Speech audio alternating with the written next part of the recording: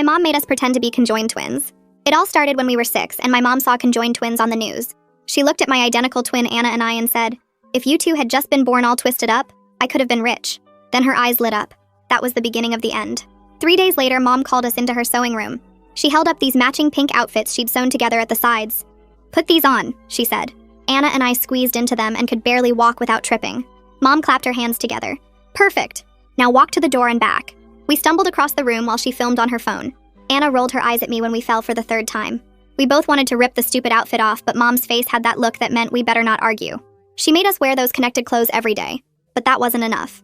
Soon, Mom started gluing patches of our skin together at the hip and ribs every morning before breakfast.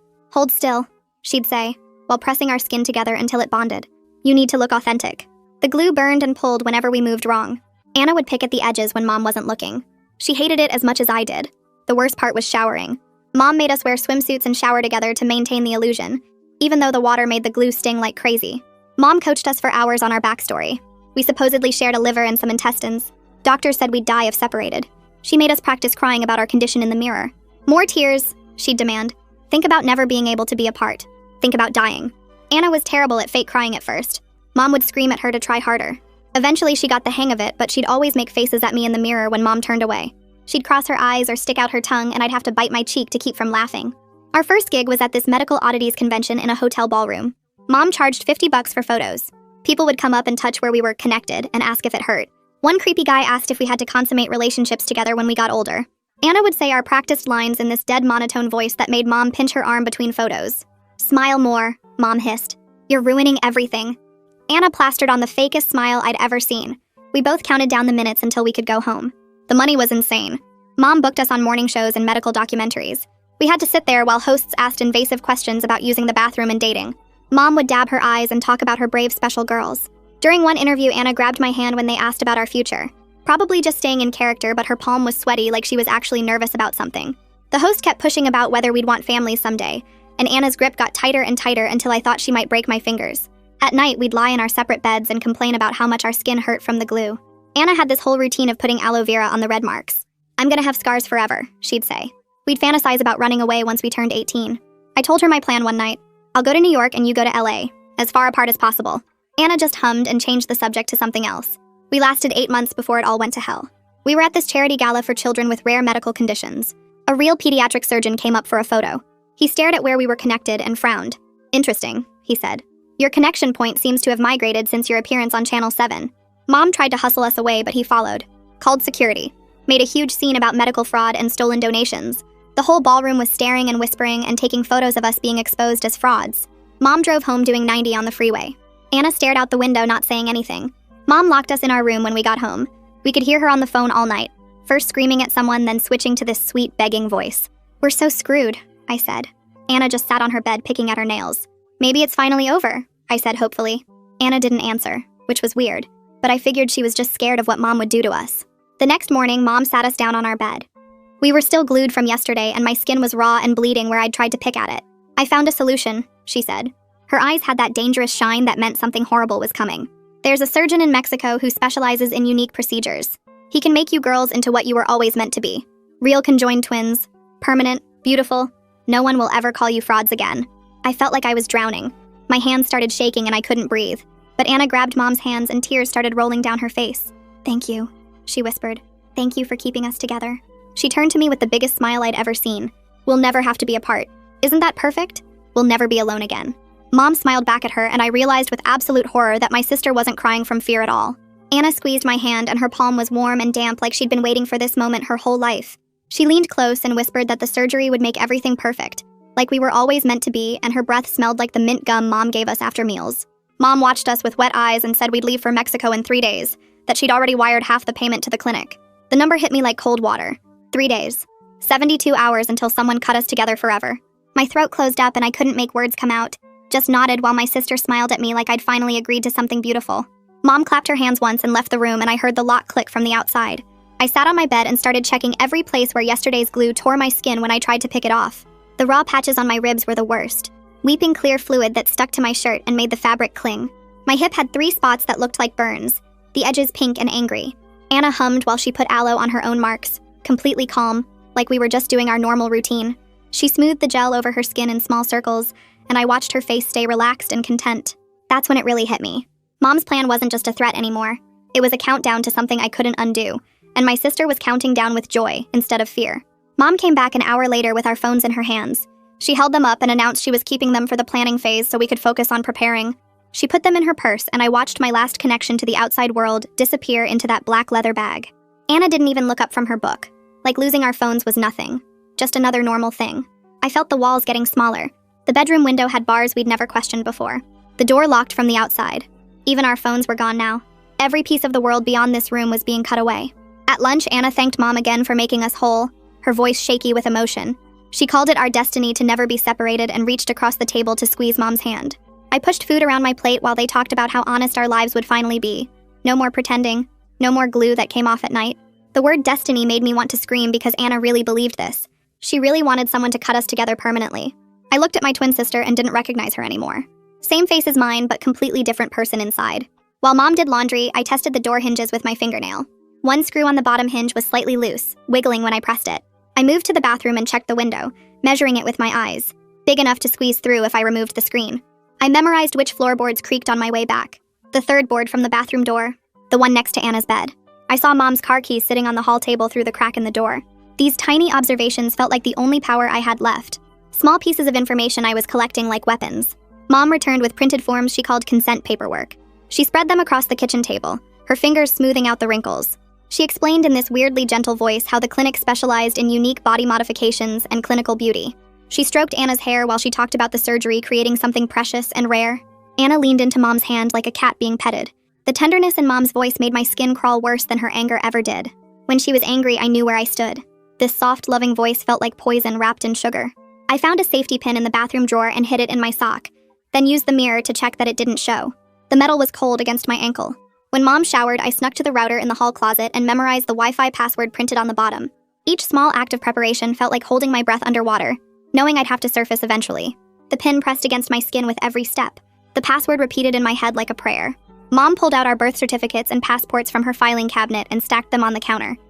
She talked about border crossing timing and how we'd say we were going for specialized medical treatment if anyone asked. She had hotel reservations printed with confirmation numbers highlighted in yellow.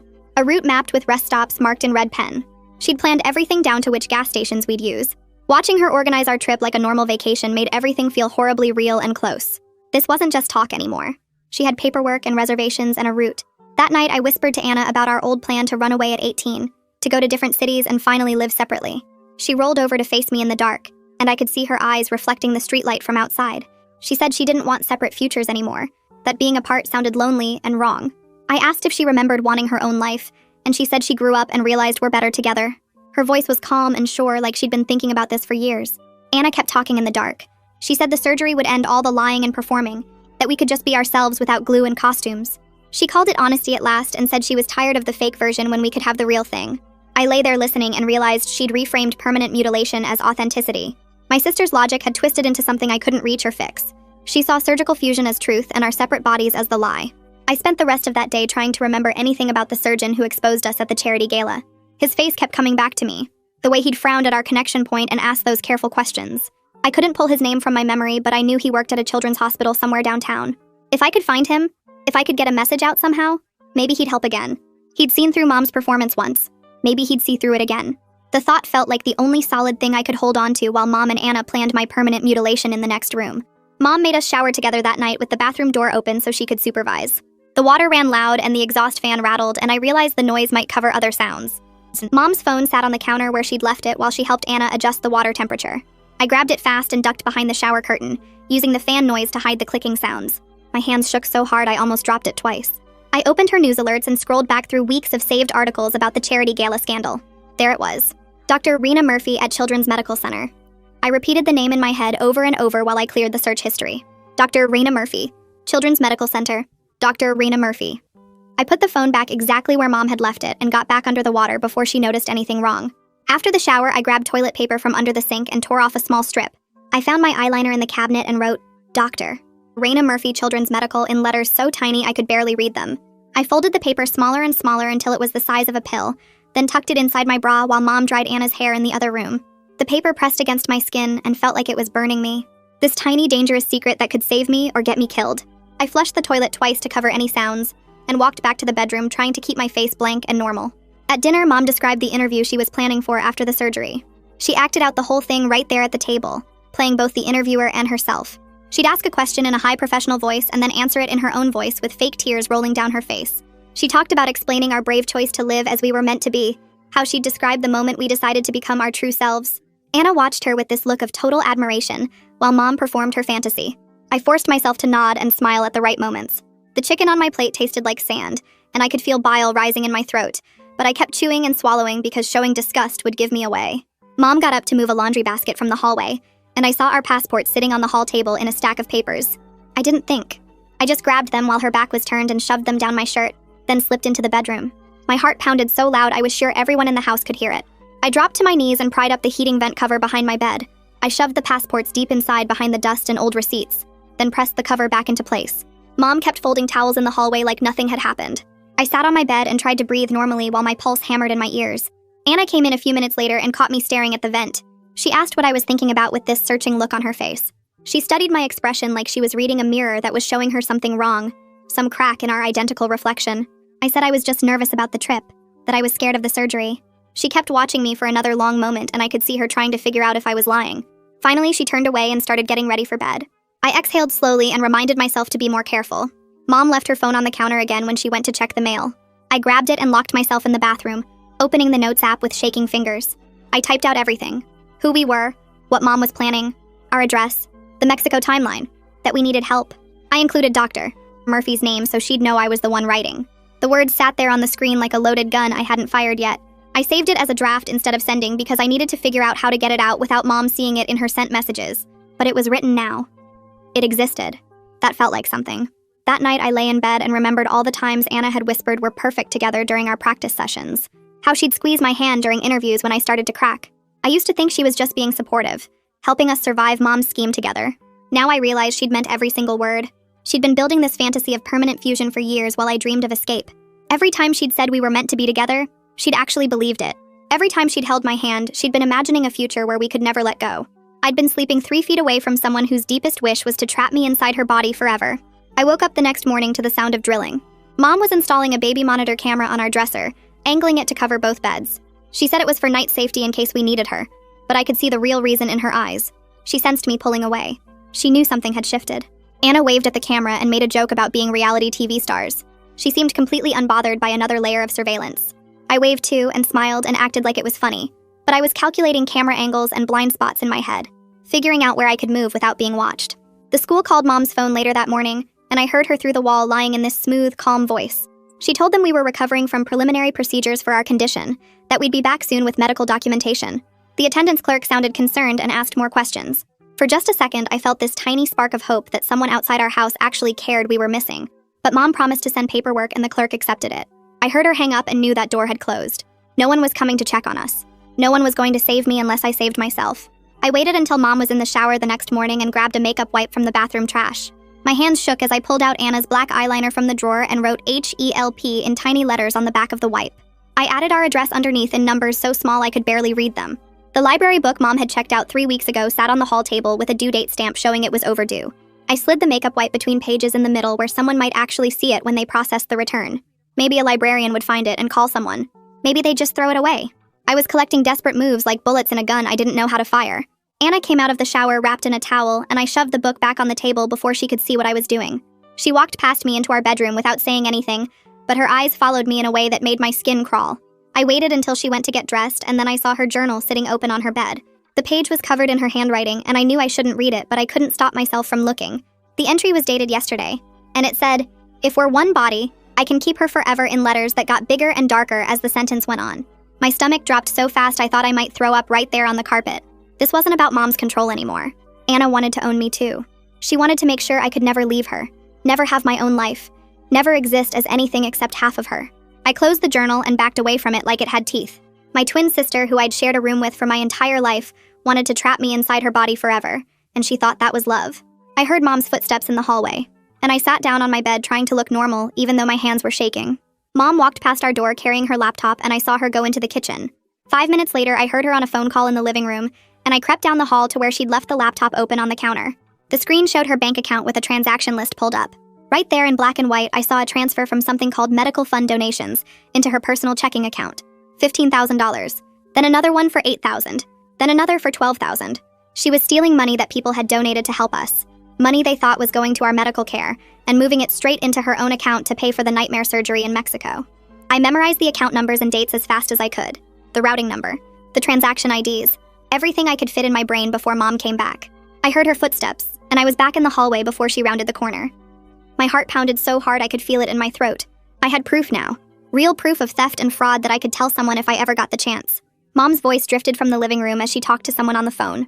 I waited until she was deep in conversation, and then I went to our bedroom and knelt down by the heating vent behind my bed. I used my fingernails to carefully pry up the metal cover without making noise. The passports were still there in the dust and old receipts where I'd hidden them. Seeing them gave me this tiny burst of control, like I'd stolen one piece off Mom's game board. She couldn't take us to Mexico without these. She'd have to find them first. I pressed the cover back into place and made sure it looked exactly like it had before. Anna was watching me from her bed when I turned around. She didn't say anything, but her eyes were narrow and suspicious.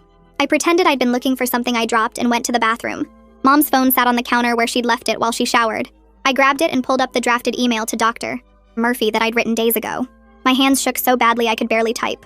I attached the photo I'd taken of my glued skin with the timestamp showing from 2 days ago. The burns were clear in the picture. The torn skin where I'd tried to pick the adhesive off. The red marks that would probably scar forever. I hit send and watched the message disappear into the outbox. Then I immediately went to sent messages and deleted it. Cleared the trash folder. Cleared the recently deleted folder. Wiped every trace that the email had ever existed from Mom's phone. My hands were shaking so hard I dropped the phone twice. I had to sit on the bathroom floor for 5 minutes afterward just to stop hyperventilating. The message was out there now. Dr. Murphy would see it. Someone would know what was happening to us. I just had to hope she'd respond before Mom dragged us across the border. I went back to our bedroom and lay down on my bed trying to look calm. Mom's voice carried from the kitchen where she'd left her phone on speaker. She was arguing with someone about payment terms for the procedure.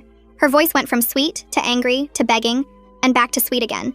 She haggled over whether they'd accept cash, how much of a deposit they needed up front, whether they could do the surgery sooner if she paid more. The way she talked about cutting into us was so casual and businesslike, like she was buying a used car instead of planning to permanently fuse her daughters together. I dug my nails into my palms until they bled just to have something to focus on besides her voice. Anna came into the bathroom while I was washing my hands, and she closed the door behind her. Her voice was low and urgent when she asked where the passports were. I lied and said I hadn't seen them, that Mom probably moved them somewhere safe for the trip. Anna stared at me hard for a long moment. She said she knew I was hiding something, that twins can't lie to each other, that she could always tell when I wasn't being honest. I stared back at her and realized we weren't really twins anymore, not in any way that actually mattered. She wanted to be cut open and sewn to me forever. I wanted to run as far away as possible. We were strangers who just happened to share DNA and a face. She had a tape measure and a black Sharpie in her hands. She measured our heights and marked our hips with the marker, drew lines across our ribs where she said the connection points would be. She narrated each step in this weird, calm voice like she was a surgeon instead of our mother planning our mutilation. She explained how they'd need to match our spines, how they'd fuse our pelvic bones together, how the scarring would be significant but beautiful in its own way. I felt the marker dragging across my skin, leaving black lines, and I wanted to throw up. Anna stood perfectly still and let Mom mark her up like a diagram. I grabbed a page from my homework notebook when Mom finally let us go back to our room. I wrote "Call CPS" in big letters with our address underneath. Then I added Mexico surgery in 2 days at the bottom. I folded the paper as small as I could get it and waited until Mom took the kitchen trash bag to the curb that night. I shoved it deep into the bag under coffee grounds and food scraps. It was a stupid long shot, but garbage collectors were people. People sometimes looked at weird things they found in the trash. I was throwing messages and bottles everywhere I could reach. Mom's laptop pinged with a notification while she was making dinner. I saw the screen light up from across the kitchen. An auto reply from Dr. Murphy's email saying she'd received my message and would respond within 24 hours. The message appeared in the spam folder instead of the inbox. I walked past the laptop like I was getting water and quickly marked the message as read, so Mom wouldn't notice the notification. Then I went back to setting the table with my heart racing. The proof that my message got out made me feel dizzy with relief and terror mixed together. Someone knew now. Someone official who could help. But I didn't know if they'd respond in time or if Mom would find out I'd sent it. I just had to wait and hope and keep throwing my desperate messages into the void. The next afternoon, Anna walks into the kitchen where Mom is checking her phone and holds up her own screen showing a Facebook post from someone named Jennifer, who donated $300 to our medical fund. The post says Mom is a fraud and a scammer who used fake sick kids to steal money. The comments underneath are multiplying while I watch from the doorway. People are tagging other donors and demanding refunds. Someone posted a screenshot from the charity gala showing the pediatric surgeon confronting us. Mom's face goes completely white and then floods red like someone turned on a faucet. She grabs Anna's phone and starts frantically deleting our social media accounts. blocking people, reporting posts for harassment. Her fingers fly across the screen and she's muttering under her breath about jealous liars trying to ruin everything. Anna watches Mom's panic with this calm expression that makes my stomach hurt. I stand there feeling split between hoping this exposure stops Mom's Mexico plan and terrified it'll just make her run faster before anyone can actually help us. Mom throws Anna's phone on the counter and announces we're going dark online. No more social media, no more public presence until this blows over. She's breathing hard and her hands are shaking, but her voice has that dangerous edge that means she's already planning her next move. That night, I'm lying in bed pretending to sleep when I hear Mom tearing through the house looking for our passports. Drawers slam open in the kitchen and papers scatter across the floor.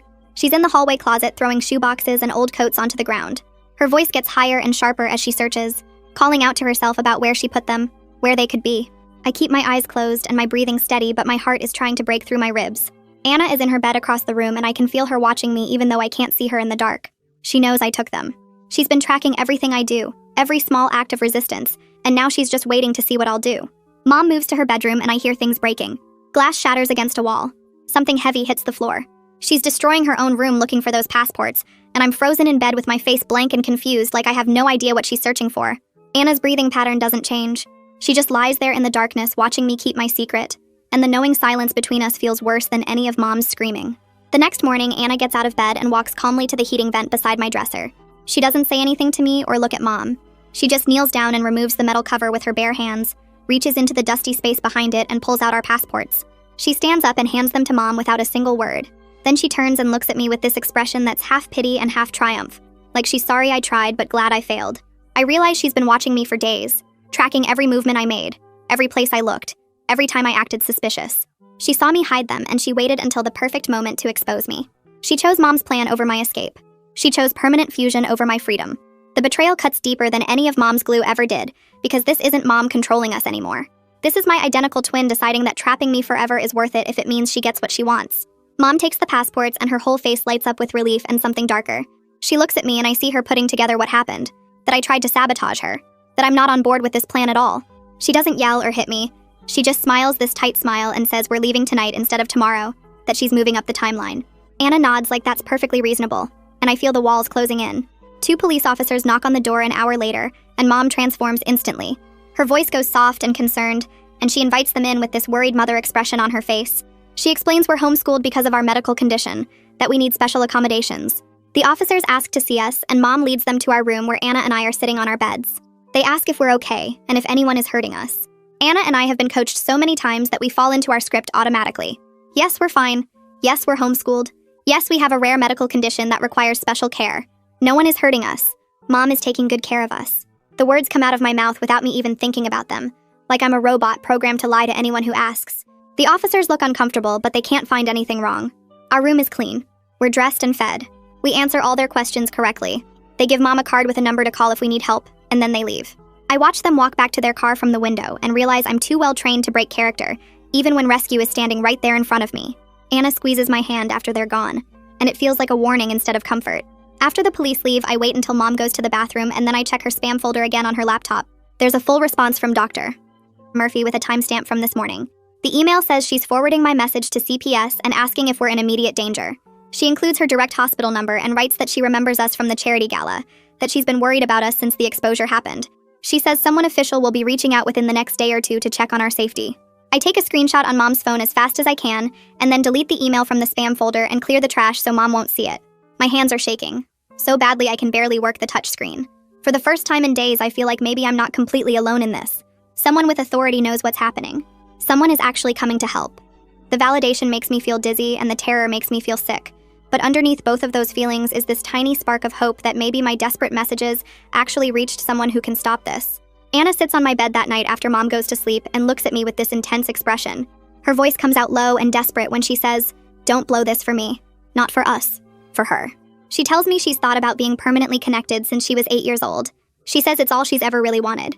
I ask her why, and she explains that being apart feels like missing a limb, like half of her is always gone. She describes this ache she's had her whole life whenever we're in separate rooms or doing separate activities. She says the surgery would finally make her feel whole and complete. I stare at my identical twin and realize her need to fuse isn't Mom's sickness. It's her own. Anna has wanted this for years, and Mom's plan just gave her permission to admit it out loud. She asks me to understand, to see how perfect we could be together, to stop fighting what we're meant to be. I tell her I can't do that that I need to be my own person, that being cut open and sewn together would destroy me. She looks at me like I'm the broken one, like my need for separation is the real problem.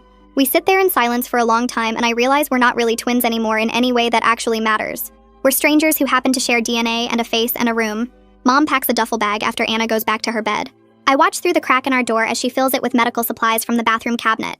Adhesive bottles, gauze rolls, bandages, bottles of pills I don't recognize. She adds thick stacks of cash wrapped in rubber bands from her bedroom safe.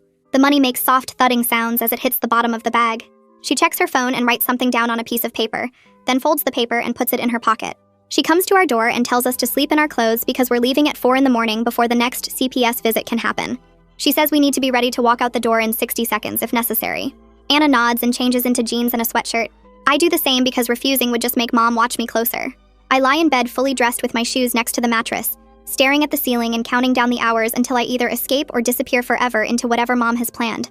The clock on the wall ticks so loud it sounds like hammering. Every minute that passes is 1 minute closer to Mexico and permanent fusion and losing myself completely. While Mom takes a shower, I slip into the bathroom and quietly unscrew the toilet tank lid. My hands are sweating and the porcelain is heavy and cold. I pull out the note I wrote earlier on a scrap of paper towel. I've written Dr. Murphy's name, our names, and our address in thick black Sharpie letters. I tape the note to the inside of the tank lid where it won't get wet, then carefully lower the lid back into place. If CPS comes back and searches the house thoroughly, they might find it.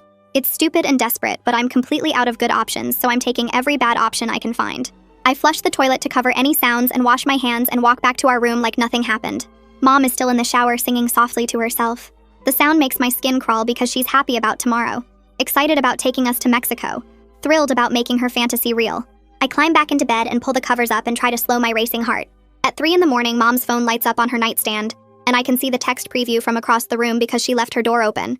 The message says mandatory reporter has been notified and CPS will attempt contact within 24 hours. Dr. Murphy followed through. Someone official knows what's happening and is coming to check on us.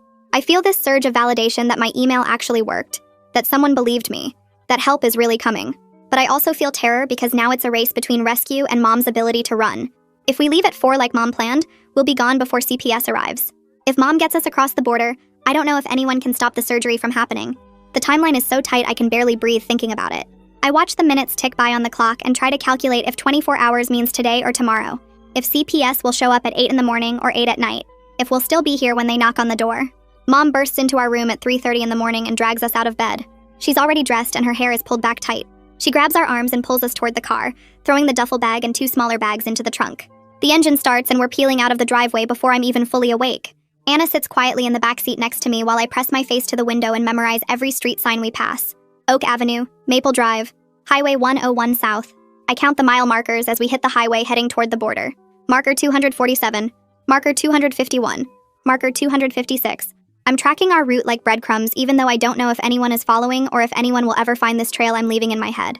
The sky is still dark and the highway is empty except for a few trucks. Mom drives fast with both hands tight on the wheel.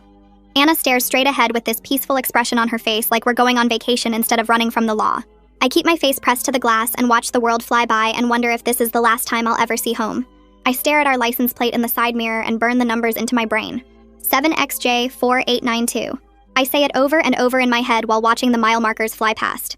Exit 267. Gas station with the broken sign. Billboard for a casino. Every detail gets filed away in case I get a chance to tell someone where we've been. The sun starts coming up and turns everything orange and I'm still cataloging landmarks. Water tower shaped like a mushroom. Rest stop with the blue roof. Bridge over a dried-up riverbed. Mom's hands stay tight on the wheel and she doesn't look back at us once. Anna leans her head against the window with her eyes closed, but I know she's not sleeping because her fingers keep tapping against her leg. Exit 289. Town called Desert Springs. Another gas station. I'm building a map in my head of exactly how to get back home if I ever get the chance. The highway curves and I see a big green sign that says the border is 60 miles away, and my stomach twists because we're running out of road. Mom takes an exit near a cluster of buildings and pulls into a diner parking lot. The place is called Rosa's, and the sign out front says Exit 312. I memorize both while Mom parks the car. She turns around and looks at us with that fake, sweet smile. She tells us we're going to eat breakfast, and if anyone asks, we're visiting family in Mexico for a wedding. She says we have a medical condition and we're very brave about it. Her voice sounds like honey, but her hand grips my arm hard enough to leave marks when she pulls me out of the car. Anna nods along to everything Mom says, and I keep my face blank while counting the cracks in the parking lot pavement. Inside the diner smells like coffee and bacon, and there's a waitress wiping down tables. Mom picks a booth in the back corner and slides in next to Anna, leaving me on the other side. The waitress comes over and Mom orders for all of us in this cheerful voice like we're a normal family on a normal trip. I look at the menu and see the diner's full name printed at the top. Rosa's Family Restaurant, Exit 312, Highway 78 South. I repeat it in my head while the waitress pours water. Mom leans across the table and tells us again what to say if Border Patrol stops us. We're visiting Aunt Carmen for her daughter's wedding. We have all our documentation. The doctor said travel is fine as long as we're careful. Her voice stays sweet, but her eyes are hard, and I can see the little muscle in her jaw jumping. Anna nods and says she understands, and Mom smiles at her. I nod too because I know better than to argue. The waitress brings our food, and I push eggs around my plate while Mom talks about the clinic and how nice the surgeon sounded on the phone. She says he does beautiful work and we're going to be so happy with the results. Anna cuts her pancakes into tiny pieces and eats them slowly while staring at nothing. I need to use the bathroom and Mom's eyes narrow when I ask, but she can't really say no in public. She tells Anna to go with me and I feel my chance slipping away, but I get up anyway. The bathroom is small and smells like fake flowers. Anna stands by the sinks while I go into the stall and I see the toilet paper dispenser mounted on the wall. I grab a paper napkin from my pocket that I took from the table and pull out the pen I stole from Mom's cup holder. My hands shake while I write our license plate number in tiny letters. 7XJ4892. Then I write Highway 78 South toward Mexico border. Then I write kidnapped by mother for surgery. The words look pathetic and small on the thin napkin, but I fold it up tight and shove it behind the toilet paper roll where someone cleaning might find it. It's stupid and desperate, but I'm leaving evidence everywhere I can because someone has to find something eventually. I flush and come out and wash my hands while Anna watches me in the mirror. Her face looks tired and sad, and I almost feel bad until I remember she wants this. She wants Mom to cut us together forever. We walk back to the table and I slide into the booth and Mom's already paid the check. Back at the table, Anna leans close to me and her voice comes out low and angry. She says the napkin thing is pathetic and I'm embarrassing myself with these stupid notes nobody will ever find. She asks me to choose us, to stop fighting what we're meant to be. I look at my identical twin and see someone I don't recognize anymore. Someone who wants to trap me inside her body forever. I whisper back that I'd rather die separated than live as half of her. Her face goes white and then red and she turns away from me. Mom herds us back to the car and we drive for another 2 hours in complete silence. The landscape gets flatter and drier and the signs start showing distances and kilometers too. We pull off at a rundown motel with peeling paint and a sign that flickers. Mom pays cash at the front desk and gets a key to room 116. Inside there are 2 beds with ugly floral covers and a bathroom that smells like mold. Mom drops our bags on the floor and says she needs a shower. She disappears into the bathroom and I hear the water start running. Her camera bag sits on the dresser right next to the door and I stare at it. She's never left it unattended before. Not once in the past 3 days. I look at the door and then at Anna, who's sitting on one of the beds staring at her phone. This might be my only chance to do something before we cross the border and I lose any hope of rescue. I tell Anna I'm going to get ice and she doesn't even look up, just waves her hand. I slip out the door in my socks before she can stop me and run toward the lobby. My heart feels like it's trying to break through my chest and my hands won't stop shaking. The desk clerk looks startled when I come running up and ask to use the phone. She's an older woman with gray hair and she pushes the phone across the counter toward me. I dial 911 with fingers that barely work, and a woman's voice answers asking what my emergency is. I whisper our license plate number and the motel name and that my mother is trying to take us to Mexico for surgery we don't want. The dispatcher asks me to speak up and I force my voice louder while watching the hallway. She keeps me on the line and I can hear her typing really fast. She asks for my name and age and I tell her everything while the words tumble out too quick. The dispatcher asks if I'm in immediate danger and I say yes because we're leaving for the border as soon as Mom finishes her shower. She asks about injuries and I describe the glue burns and the scars and the months of being forced to pretend. She tells me police are already on the way, and her voice sounds calm and professional like this is just another day for her, but it's everything for me. I grip the phone so hard my knuckles turn white and the plastic creaks. She asks me to stay on the line, but I see movement in the hallway and I hang up fast. Anna stands in the doorway to the lobby and her face looks twisted with anger and something else I can't name. I try to walk past her toward the exit, but she grabs my arm and yanks me back. We struggle in the middle of the lobby and she's trying to drag me back to the room while I'm pulling toward the door. The adhesive residue still stuck to our skin from yesterday, tears open where we're connected, and I feel something warm and wet spreading across my side. Blood seeps through both our shirts where the half-healed glue burns split back open, and we're both crying and fighting in this gross motel lobby. The desk clerk stands up looking alarmed and reaches for her phone. Anna's nails dig into my arm and she's screaming that I'm ruining everything, that I'm destroying us. I scream back that there is no us anymore and try to wrench free. Mom comes running out of the room with wet hair and sees us covered in blood. She starts screaming that I'm hurting myself for attention, that I'm self-harming to sabotage the surgery. She tries to grab both of us and pull us back to the room, but the desk clerk has come around the counter now. The woman looks scared and confused and keeps her hand on the phone. Mom's voice switches instantly to that sweet tone, and she explains I'm having a mental health crisis, that I do this sometimes for attention. She says we have a rare medical condition, and the stress makes me act out. The clerk looks uncertain and glances between Mom's sweet face and the blood soaking through our shirts. I can see her trying to decide what's real and what's a lie. Then I hear sirens getting closer and Mom's face changes. Police cars pull into the parking lot with their lights flashing red and blue across the motel windows. Mom's expression goes from sweet to desperate to completely blank in about 3 seconds. Officers get out and walk toward the lobby, and one of them knocks hard on our room door, calling Mom's name. The lobby phone rings, and the desk clerk answers it and then looks at me. She says someone's asking for me by name and holds out the phone. I grab it, and the dispatcher asks if I'm okay, and I say yes. I'm here. I'm the one who called. Mom's whole face cracks like a mask falling off, and she just stands there while the officers come into the lobby. One of them sees the blood and calls for EMS, and another one separates Mom from us. Anna sinks down onto the floor, still holding her side and crying, and Mom just stares at me with this look I've never seen before, like she's finally realizing she's lost. One of the officers walks over and asks if I'm okay, and I nod even though I'm shaking so hard my teeth chatter. He guides me to a chair in the corner while his partner talks to Mom in this calm but firm voice. Another officer goes to check on Anna in our motel room, and I hear her crying through the walls, these high-pitched sobs that make my chest hurt. The ambulance pulls up outside, and 2 paramedics come in with their bags and equipment. A woman with her hair in a ponytail kneels down next to me and asks if she can look at my injuries. I lift up my shirt and show her the blood soaking through where Anna and I tore apart, the raw patches on my ribs and hip. She takes out her phone and starts photographing everything, asking me to turn this way and that way so she can get all the angles. The older scars from months of glue show up white and shiny against my skin, and she photographs those too, making notes on a tablet. From the room, I hear Anna screaming that I'm trying to cut her off from me, that I'm destroying us, that I want to ruin everything we could be together. The paramedic's face gets harder with every word Anna shouts, and she asks me how long this has been happening. I tell her 8 months of daily gluing, the performances, the money, the plan to make it permanent in Mexico. She writes it all down and calls her partner over to document Anna's injuries too. Mom keeps trying to explain to the officers that I'm mentally unstable, that I self-harm for attention, but they're not listening to her anymore. One officer is on his radio calling for CPS, and another is taking photos of the motel room, the duffel bag full of medical supplies and cash. They load me into the ambulance and take me to the hospital while Anna goes in a different ambulance. I watch through the back window as Mom stands in the parking lot with an officer, her hands moving while she talks, still trying to sell her story to someone who might believe her. At the hospital, an ER doctor with gray hair pulled back examines every inch of where Anna and I were connected. She uses this bright light to look at the burns and takes samples with cotton swabs, sealing them in little plastic tubes.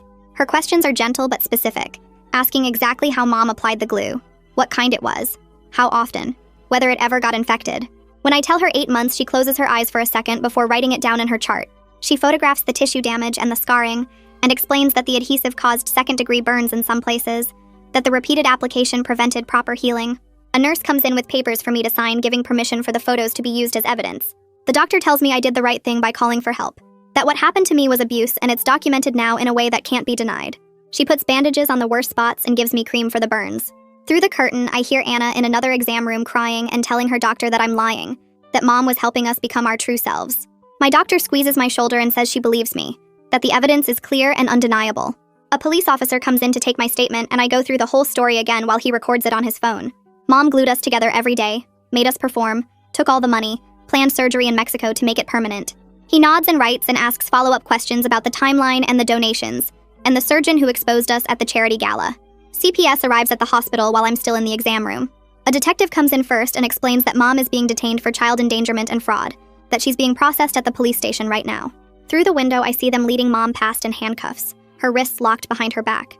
She's still talking, her mouth moving constantly, insisting she was helping us become our true selves. Her voice carries through the hallway about destiny and authenticity and how we were meant to be together. The detective says Anna and I are being placed in protective custody separately, that we can't have contact right now while they investigate.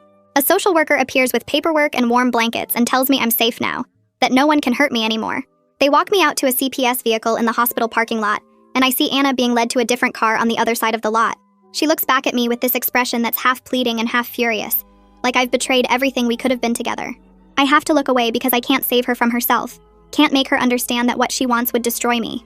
They put her in one car and me in another, and I watch through my window as her car pulls out heading east while mine goes west. The last thing I see before we turn the corner is Anna's face pressed against the glass of her window. Her mouth is forming words I can't hear, and her palm is flat against the glass reaching toward me. I know she's begging me to change my mind, to choose fusion over separation, to want what she wants. Tears are streaming down her face and she looks so desperate and lost. I press my own hand against my window, but I don't mouth anything back because there's nothing left to say. Our cars drive in opposite directions and I watch until hers disappears around a corner. The social worker in the front seat glances back at me in the mirror and asks if I'm okay. I nod even though I'm not sure what okay means anymore. My twin sister wanted someone to cut us together forever, and I had to call the police to stop it from happening. That's not something you just get over. The social worker introduces herself as Mercedes Murphy, and I almost laugh at the coincidence because the doctor who exposed us was also named Murphy. She says no relation when I mention it, that it's just a common last name. Mercedes explains that I'm going to a temporary foster placement while CPS investigates everything that happened. There's a no-contact order between me and Mom, and only limited supervised contact with Anna for now. She lists off all these rules and procedures and court dates, and I sit wrapped in the hospital blanket just nodding to everything. My brain feels like it's full of static, like I can't quite process that I'm actually safe now, that Mom can't reach me anymore. Mercedes pulls into a parking lot of a plain office building, and we go inside to a room with comfortable chairs and boxes of tissues on every table. She sits across from me and goes through more paperwork, explaining my rights in the foster system and what happens next. I sign things without really reading them because I'm too exhausted to focus on the words. She asks if I have any questions, and I shake my head. All I can think about is how Anna looked in that car window, how she's probably in another office just like this one being told the same things, how we're finally actually separate for the first time in 8 months. 2 days later, I meet with a forensic interviewer in a different office with cameras in the corners. She's young with kind eyes, and she explains that everything we talk about is being recorded for the investigation. She photographs my injuries again even though they're already documented, getting fresh pictures of how the burns are healing. I describe the glue routine in detail, every step of how Mom would press our skin together each morning, and how it would burn and pull all day. I tell her about the performances at conventions and on TV shows, about the money Mom collected, about the donations people gave thinking they were helping kids with a real medical condition. When I get to the part about the Mexico surgery plan, my voice cracks, and the interviewer hands me tissues and tells me to take my time. She asks about Dr. Rena Murphy, and I explain how she exposed us at the charity gala, how that's what made Mom panic and plan to run. The interviewer makes notes and says, Dr. Murphy already sent a statement to CPS about her concerns from my email. Watching the official record build feels like watching a wall go up between me and Mom, brick by documented brick. Each photo and statement and report is another layer of protection, proof that what happened was real and wrong and can't be undone or explained away. A week after everything fell apart, I meet my children's attorney in her office downtown.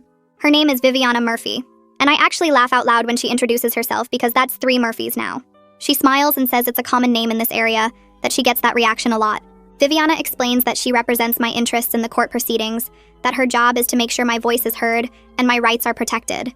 She goes through the upcoming hearings and what to expect, using simple language and checking that I understand.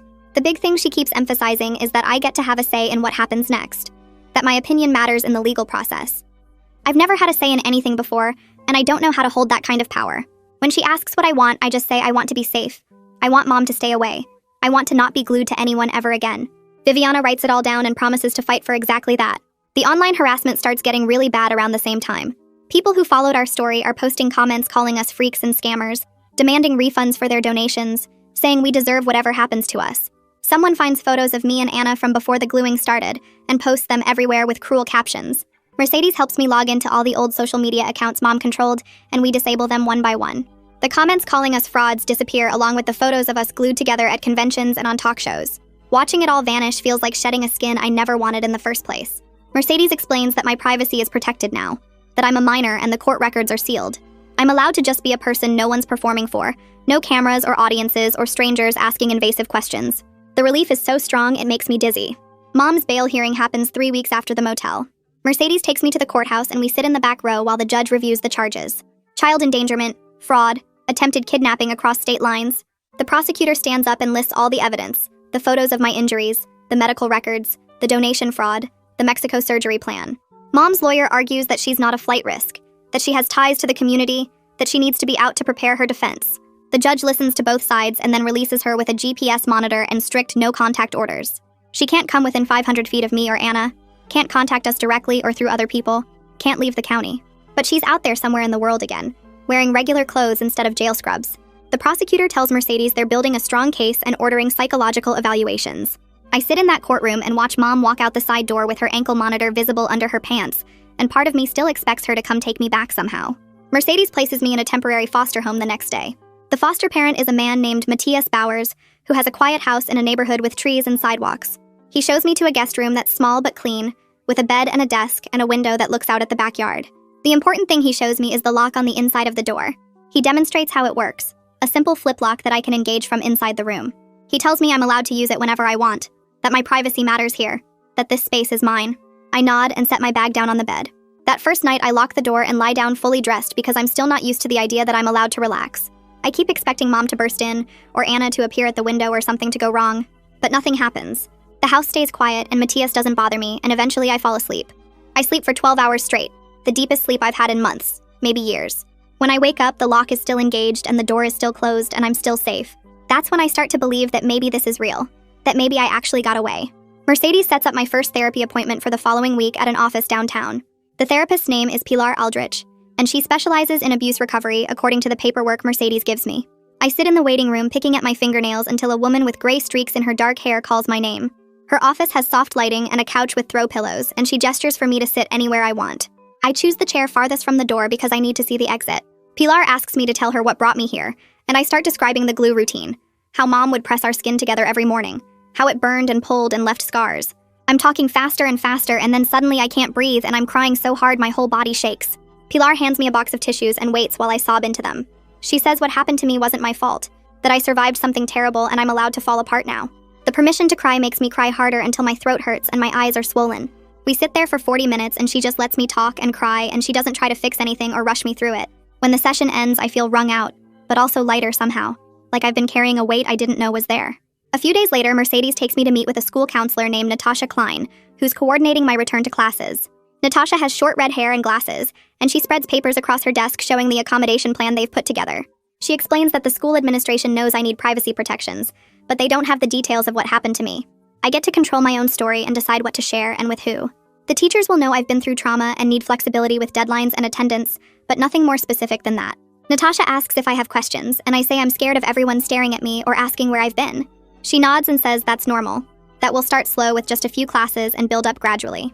The idea of sitting in a classroom with other kids who don't know what happened to me feels both scary and weirdly normal, like maybe I could just be a regular student instead of the girl from the news. Natasha gives me her direct number and says I can text her anytime if I'm overwhelmed or need to leave class. Having an escape route makes the whole thing feel more possible. That night, Mercedes calls and asks if I want a supervised visit with Anna. My stomach drops at the thought of seeing her again. I tell Mercedes only if there's a therapist present and clear boundaries about what we can discuss. I'm not ready to hear Anna beg me to reconsider the surgery or tell me I'm betraying her by choosing separation. Mercedes says that's completely reasonable and she'll set it up with strict guidelines. She reminds me that I get to set the terms of contact, that protecting myself is allowed and even encouraged. The validation feels strange because I'm so used to Mom controlling every interaction Anna and I had. Making my own choices about when and how to see my twin sister feels powerful and scary at the same time. The visit happens 2 weeks later in Pilar's therapy office. Anna sits on the opposite end of the couch from me, and Pilar sits in a chair between us like a referee. Anna looks thinner than I remember, and there are dark circles under her eyes. She starts by apologizing for not understanding how much I was hurting, how trapped I felt by Mom's plans. But then she shifts and says we could still be together the way she wants if I'd just give it more thought. She brings up the surgery and says it could still happen when we're 18 if I'd wait and think about it seriously. Her voice gets desperate and pleading. I feel my hands start shaking, and I tell her I will never choose that I need to be my own separate person. Anna's face crumbles like I've hit her, and she starts crying and asking why I don't love her enough to stay connected. Pilar intervenes and says we need to end the session because Anna is too upset to continue productively. Anna leaves still crying, and I sit there feeling guilty and relieved in equal measure. Pilar reminds me that I made the right choice by being honest about my boundaries, even though it hurt Anna to hear it. A few days later, my children's attorney Viviana calls with an update.